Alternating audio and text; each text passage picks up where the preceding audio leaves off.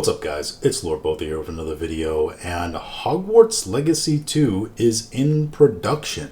This comes to us from Insider Gaming. Hogwarts Legacy 2 in production at Warner Brothers Games. Hogwarts Legacy 2 is now in production at Warner Brothers Games, the studio confirmed on Tuesday. According to the report from Variety, the sequel to the best-selling game of 2023 is a very big priority for those at Warner Brothers. Well, I should think that it's a very big priority for those at Warner Brothers. It's the only thing at their gaming studio that actually made them money. If it wasn't for that game being as big a hit as it was, Suicide Squad Killed the Justice League, which also came out that year, probably would have killed the studio. Keep in mind that Warner Brothers had the largest movie of 2023, Barbie, and the largest financial success video game that year, which was Hogwarts Legacy, and they still ended up negative for the year.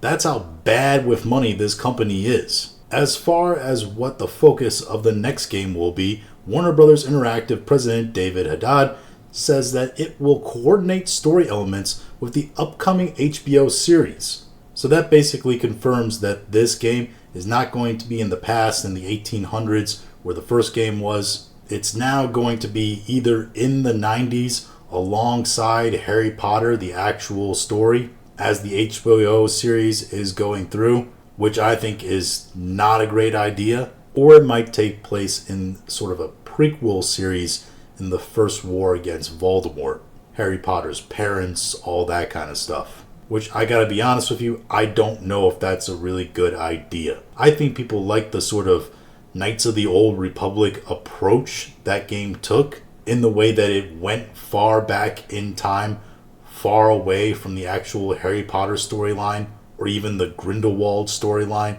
of Fantastic Beasts. It was something completely different. It was isolated on its own, but it still felt like Harry Potter. It still had elements of that series along with it that fans could recognize and enjoy. Essentially, Hogwarts Legacy was a bit like the Mario movie. Was the story great and compelling and everything you really want it to be? No, it wasn't. But did it need to be? Not really, it seems. It gave the fans what they wanted. The ability to cast spells, dress up their own designed character, fly brooms and live out their magical fantasy, going to Hogwarts and being in sort of the Harry Potter, Hogwarts, Hogsmeade magical world. In fact, I think the fans were only really upset about one major thing. And no, it's not the thing that you're thinking about. Those people weren't fans, they were activists, which are two very different things. Fans were, I think, upset that there was no Quidditch. And let's be honest, there was no Quidditch for two reasons. There was no Quidditch because A, they spent a lot of time and money developing this game without Quidditch even in it, and it was going to take a lot more time and money to put it in. So it was easier for them just to not have it in there. The second reason is they were coming out with a Harry Potter Quidditch game like the year after. So what was the point of creating a Quidditch game if you're going to put Quidditch in the Hogwarts Legacy game? Which, if you've seen any kind of videos or stills or watched any videos from the Blabbering Collector, who is the Harry Potter aficionado on these kinds of subjects and has extensive videos on that Quidditch game, I'd check her out if you're interested about that. And if you did see that, you know that Quidditch game was just not good. And that's putting it very kindly.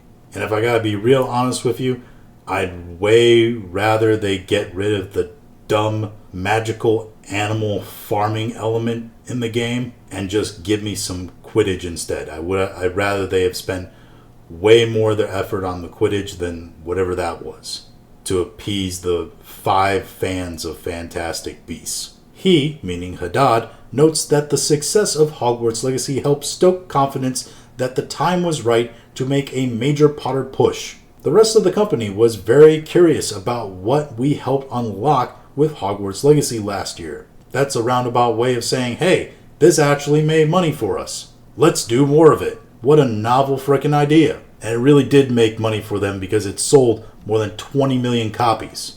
And however far out it may be, it's a good idea for the buzz around this series to keep going. Even though it's going to be in a more modern setting that I don't think people will really appreciate, I have a feeling that the game is still going to sell very well, and that the series is going to remain, just like the movie series and probably the TV series to come, to this day, very popular. Let me put it to you this way. My wife is not a gamer. I've tried over and over and over to find something, anything she likes to play, especially play with me, and she's just not interested in it.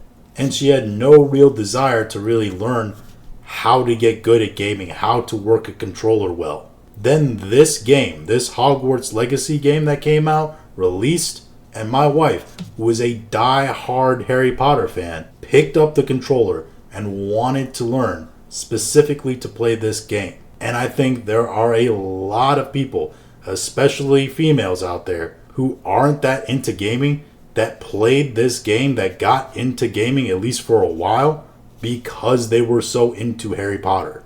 So you want to talk about capitalizing a potential female audience to make money from?